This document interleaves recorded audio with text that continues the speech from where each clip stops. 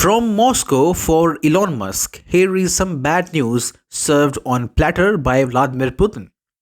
According to reports, Moscow has developed a system being hailed as Starlink Killer. The new system has the ability to detect and counter signals from Starlink satellites. The system is called Kalinka. The weapon has been developed by Russia's Center for Unmanned Systems and Technologies, or the CBST. It will also help the Russian forces track unmanned boats and the so called Baba Yaga drones, among other things. Russia is now integrating this new technology in its jet skis, boats, and helicopters and fighter jets. Even though the system is still under developmental stages, it has already entered small scale production.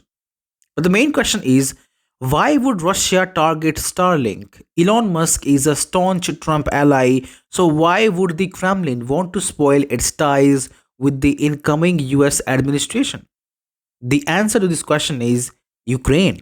Over the last 3 years, Starlink has played a key role in helping Ukraine's military against Russia. The satellite system has allowed Ukraine troops to share live drone footage and stay connected even when regular communication networks were damaged or unavailable. Interestingly, Russian forces also started using Starlink terminals purchased on the black market. They used the technology on the battlefield to gain some tactical advantage in certain situations. Last year, Ukraine began using Starlink for more than just communication. The system was adapted to guide drones, which was not its original purpose. This raised concerns among its use in warfare. In response, Elon Musk temporarily turned off Starlink in Ukraine, saying he did not want it used for direct military attacks. However, the US government later stepped in and made a deal with SpaceX to keep the service up and running in Ukraine. This showed just how important and crucial Starlink had become in the conflict.